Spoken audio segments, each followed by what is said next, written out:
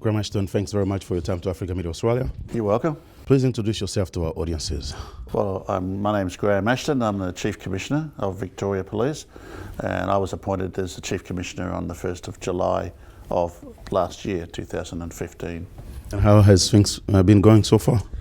Well, so far it's been a very busy job. There's been a lot to do. We've had a lot of activity in the policing area that we've had to manage, and there's been a lot of issues we have to manage both in the community in terms of dealing with crime issues, dealing with our work in terms of engaging with communities and making sure that we promote and also are seen to be creating a harmonious society, and also internally inside the organisation.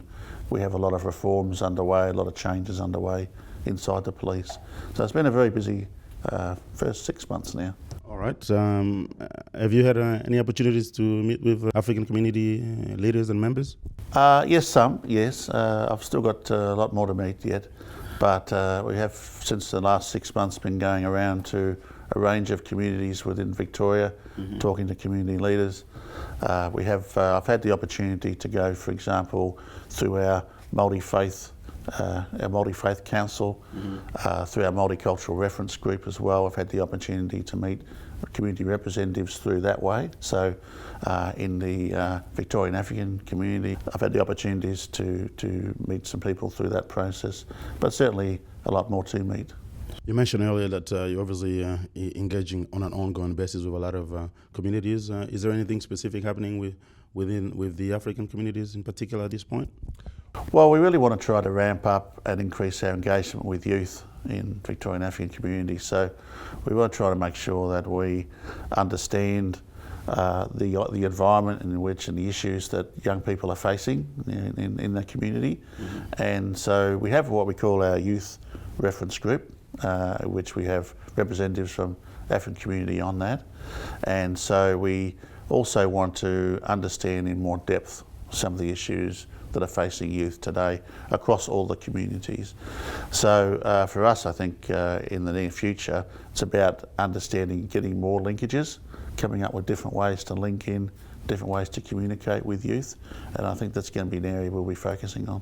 Talking about youth and the community, your predecessor, former Chief Commissioner Ken Lay, did a lot of work, and there's within the African communities what's now being referred as the Ken legacy, and they want to see pursued.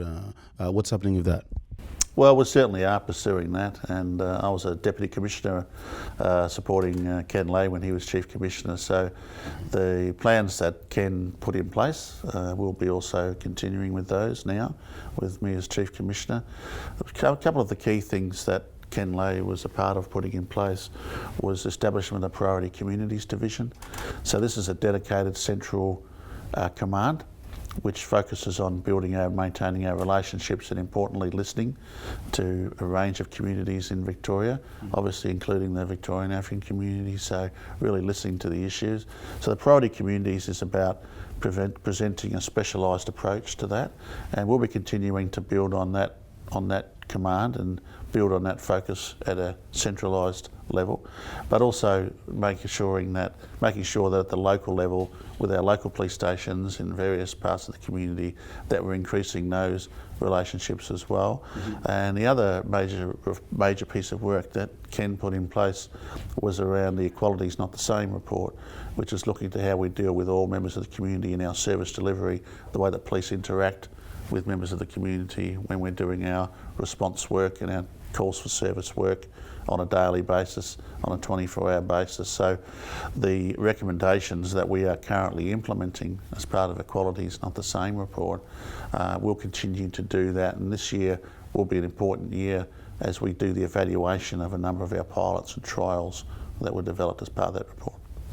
And it came to our attention that at least one member of the police that was initially sacked following the Stubby Holders incident in Sunshine has been reinstated. Can you tell us more about that? Well, that was a case where we had an officer who we did sack from the force, and through appeals processes, the officer was reinstated, albeit at a lower rank. We appealed that decision, so the Victoria Police Chief Commissioner's Office and Victoria Police Command appealed that decision, but unfortunately we didn't win that appeal. So that officer is open to reinstatement back into the force. That's beyond the control of the Victoria Police in terms of our powers, employment powers. But the important point to make here around that is that we continually reinforce, and it's part of our training, that respect for all members of the community has to be the key component of our relationship. We need to communicate well, we need to listen well, but above all we have to respect every member of the community, and 99.99% of Victoria Police do that. And how do you deal with, I suppose in this case, a member of the force that you deemed not fit to stay within the force, but because of the, we understand that the laws are there and there's some technicalities and he's back, and how do you deal with that sort of thing? Well, again, that's not an easy process, and as as an employer, Victoria Police has to have a strong communication with that person, making sure that we're explaining that coming back into the force will mean a resetting of the expectations, a resetting of behaviours, making sure that it's well and truly clear to that police officer what the expectations of police and the community are of that person. So it's being very clear about setting standards and making sure the standards are met. And what happened to the others who were sacked? I think there was more than one. I think it was 3. Yes, there were a range of people involved in that incident, and some were, in this case, sacked. Others were admonished in other ways, and some were transferred. There were a range of disciplines that were put in place from that matter. Getting back to the youth, there was a couple of incidents recently that involved some youth violence, and specifically members of the African communities.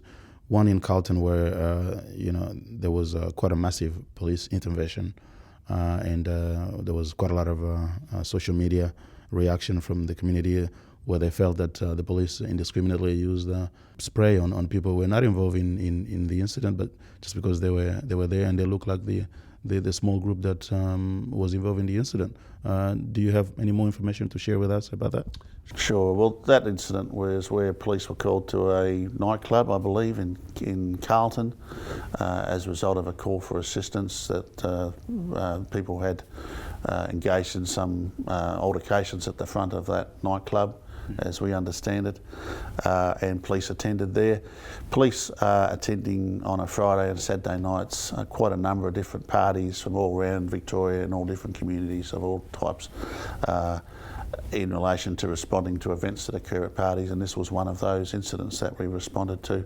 And the Victoria Police members that were there at the time, as trying to deal with that incident, felt threatened by people that were making threats against them, and part of that process, if members feel threatened, is they have defensive equipment, and in this case OC spray was deployed.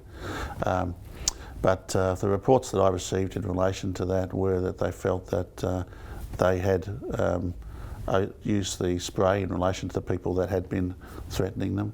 With OC spray, you can sometimes get secondary exposure for people around, including the police, when you have a spray like that. And sometimes people can be exposed to OC spray when they're quite close. They might not be doing anything, but if they're within a certain range, that can occur. I did ask whether we had received any formal complaints in relation to that matter, and I was told that we haven't at this time received any complaints from members of the community about that incident.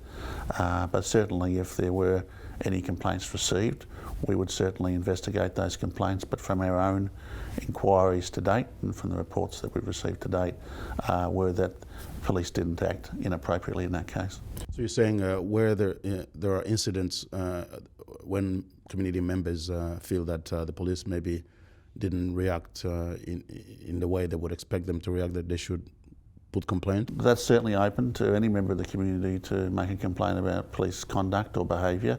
Well, through the Broadening Communities Division, we also have a process where we can consult with community representatives, community leaders, or any members of the communities that feel that breaches have taken place or behaviour has taken place that's not acceptable. And that's always open, particularly members of the African community and Victorian African community want to have that dialogue both at the local level, whether it's with the Youth Resource Officer or Multicultural Liaison Officer, or centrally with our Priority Communities Division. Those pathways are always open, and we're certainly willing to listen and hear about those issues. And one of the things that often come up when you speak with African community leaders is that they think Victoria Police, whilst there's obviously willingness to engage with the community, but it's pretty selective. They don't think it's as wide and as broad as it should be. It's sort of the same sort of people that the police talks to, and there's not enough effort to speak to other community leaders. Do you agree with that? Well, I think we need to broaden out our dialogue. Absolutely, I agree with that. That's why I mentioned earlier. We think that we have to increase the conversation and increase the liaison and increase the relationship across the board. So we do need, I mentioned before, emphasising the youth aspects. Within the African community, Victorian African community, there is a large group of young people in that community. So we want to understand their issues more, and that means we do have to get a bigger dialogue, a broader dialogue with more people. We're about trying to do that this year for sure. Perhaps you're still sort of putting a plan together, but is there anything you can share with us on how you intend to achieve that? We want to do it through our current mechanisms. So, of course, we have, as I mentioned, the Priority Communities Division centrally. We have our reference groups that we're using, that we rely on, which is our youth reference group, our multicultural reference group, and then at a local level with our youth resource officers and our multicultural liaison officer network. We want to use our existing networks, but we want to broaden it out and look at other groups and other ways that we can engage, and other methods of engaging through our current structures that were put in place by Ken Lay. So we want to try and use those frameworks, but we want to understand where we need to engage more and who with. That's what we need to try and work out. And is there any provision for community leaders who feel they may contribute or they have something to bring to the attention of the police for them to come forward and do that? And if so, how? Absolutely. There are a range of ways in which local leaders can do that, and they can certainly call my office, for example, or they can call the office of Deputy Commissioner Andrew Crisp. Similarly, they can call our Priority Communities Division. We have Commander Sue Clifford there, Superintendent Tony Silver are in those areas centrally, so that you can reach out to any one of those officers in order to start that dialogue, but we're certainly willing to engage in it.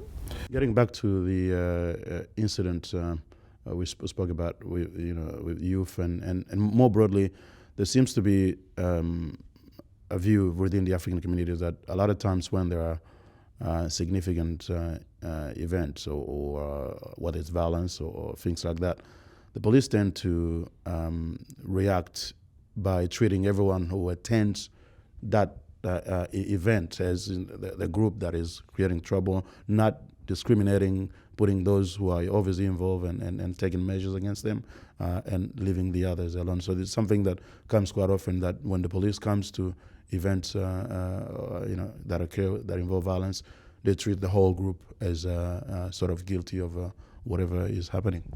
Well, that's attending those large party events, whether it's in any part of the community around Victoria, which I said does occur on a regular basis. They're pretty challenging to go to because quite often it'll be a very small number of police that initially turn up to those events, and there'll often be a large number of party goers, depending on the party and where it is and who's involved. It can often involve alcohol, people that are alcohol affected and sometimes drug affected as well. So it's a very challenging environment for police to turn up to, particularly late at night. And the police have to do some pretty quick evaluations on how they're going to make everyone safe, including themselves, at those events, and trying to work out who the people are who are causing the violence that have been called for police to call to attend. So it's a pretty challenging environment, and quite often police, when they turn up, don't know who's involved and who's said what to whom and who's involved in what violence against whom. So it's a very dynamic environment, and quite often early on police are trying to work out who they need to pay attention to and who they don't. And that can sometimes mean that they're talking to people who aren't involved. And those people can feel, why is a police officer talking to me? I wasn't involved, I've just walked up. But quite often the police officer won't know that, and they're trying to get an assessment on what's happening at the time.